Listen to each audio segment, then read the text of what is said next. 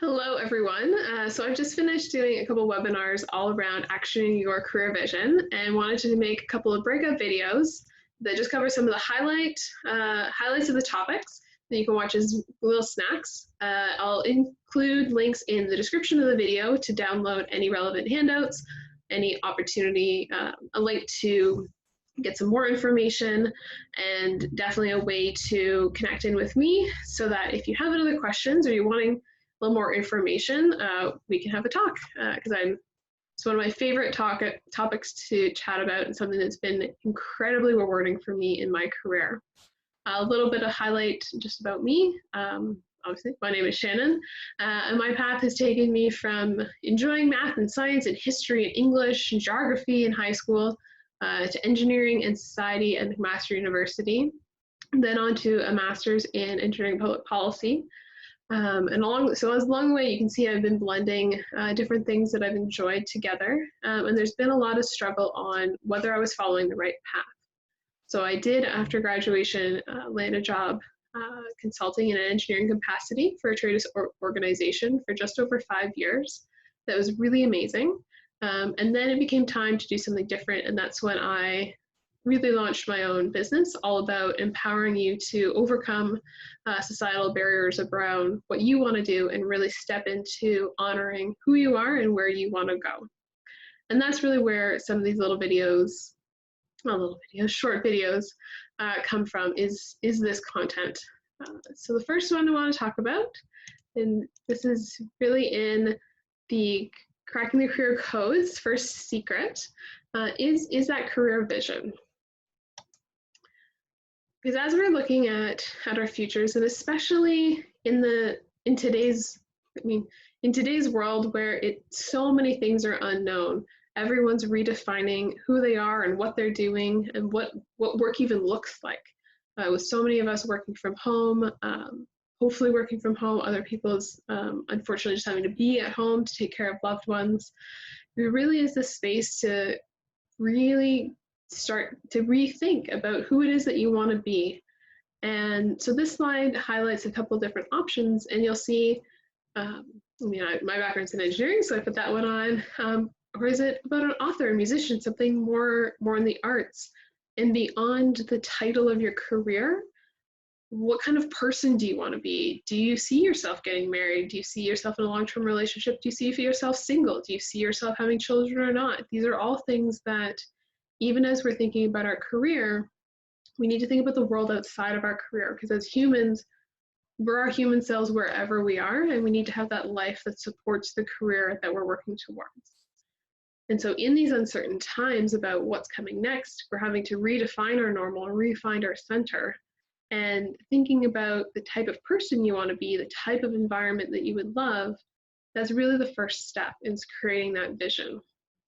Now, the importance of this comes when we look at how we're going to get there. So it's really common in different talks to hear people's journeys and hear how it's been a winding road to get from A to B.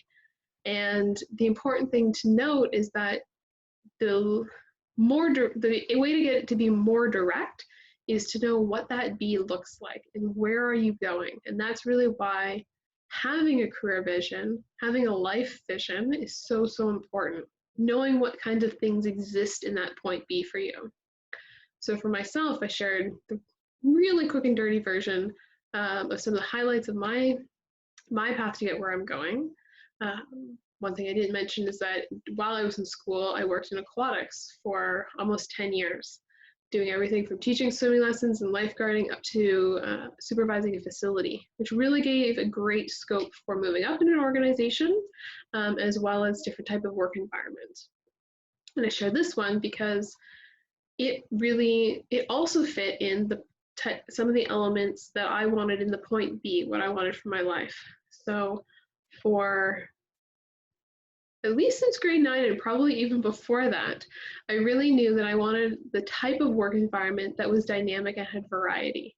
So I knew that having something where I could work in an office at a desk setting sometimes and then also work in a lab, that was really my first dream job, if you will. Second dream job. In the second video, I'll share more about my first dream job. when I was 8 years old. So point being is that as I was thinking about where I wanted to go, I knew an element of my point B was having variety about where I worked and the type of environments that I was in. And also part B is I knew that I wanted to have a partner. I wanted to share my life with somebody. So, met my husband almost 8 years ago, and we got married a couple years ago. And we'll be celebrating our second anniversary this year. No longer with the trip that we'd planned. However, we'll do something fun. It'll be amazing. And so that was an element of my point B, is having someone to share that journey with. So there is a sheet that kind of asks some questions around this that I'll add a link to in the description. So we really want to have that point B, and that's where I often bring up the CN Tower in talks and even on social media. Because part of it, like creating that point B, that's how we begin the navigation. And that's going to be, I'll talk about that in more detail in the third video of this little mini series.